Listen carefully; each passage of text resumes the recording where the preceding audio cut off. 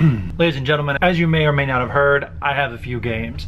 What I am personally looking to do is to get my collection down to what I'm going to call a hard 100. Meaning, of all the games that I have, all of these are gonna go away soon. Not all of them, most of them. I'm going to be playing a lot more games in hopes to kind of cull some of the fat from my collection and get to the good stuff.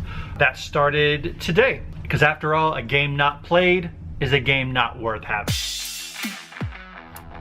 Ladies and gentlemen, welcome back to the Hard 100, a video series documenting my culling of my collection. I have a couple of rules for this. Rule number one, before I get rid of a game, I gotta play it. So I'm not gonna get rid of stuff that I haven't played. Rule number two is I am compacting expansions into the main game as one game. I can't help it. If I have, for example, Elder Sign and I have a couple of expansions, I'm gonna keep that all together. Rule number three, once I hit my hard 100, it's one in, one out. So if I buy a new game, it's gotta come into my collection and it's gotta push out another game. The games that I'm getting rid of, I don't know how to get rid of them. If you know how to get rid of games and sell them online, I'm assuming Board Game Geek, let me know, because I do need to find a way to get rid of these. I've just been donating them to my local game shops, but I would like a better way to go ahead and get that done. A couple of things that I really look for in my games. I really like a simple setup, interesting decisions, and I want to feel like when it's done that I want to play again. A couple of my favorite genres, social deduction. I love worker placement, I love action selection, and I'm a sucker for what I'm going to call unique themes. If it's a theme that I've never seen in another game, it's gonna be a lot better than a theme that I've seen all over the place, even though the game might be better. Today I had a chance to play a couple of games. The game we're gonna talk about first is this beauty right here, First Class by Helmut Oehli. I've had this game for about a year now and have not been able to play it. I've taken it to at least 3 or 4 different game days and it's never gotten played. It's always been pushed aside.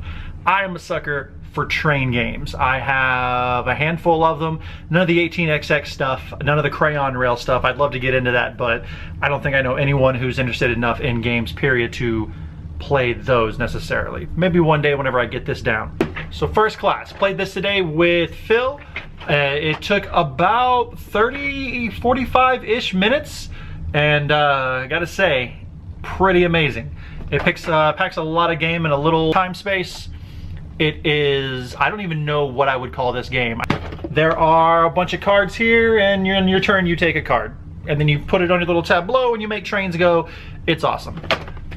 If the best thing about this game is how they pack so much thought into essentially one decision. The worst thing about this game is that it is a pain in my booby ass to set up and tear down. I felt like we spent more time setting up and tearing down than actually playing the game, but when the game's this good, you don't care.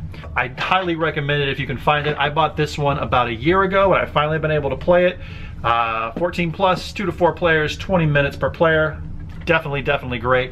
Even if you don't like trains, this is not necessarily the type of game that you would expect to find with trains. There's different modules in here. We only played the first 2. Since there isn't another game like it, I can't really compare it to anything. The closest thing I would think is probably action selection.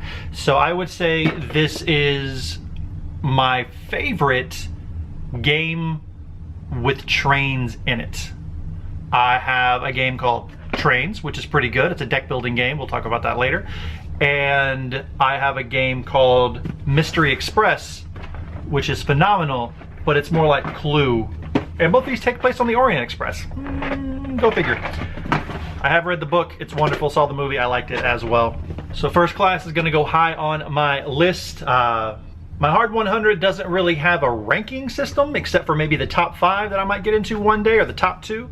But right now, this is definitely on the list until something better comes along. If you're a fan of thinky games where the best decision isn't necessarily the obvious one, this might be a good fit for you and your group. We played it with 2 players, plays wonderfully. I can imagine it being better with 3, maybe even 4, but with 2, First Class is the first game that's not already in to join my top 100. It has a spot on my shelf until something like it or better comes along, which honestly probably isn't going to be anytime soon.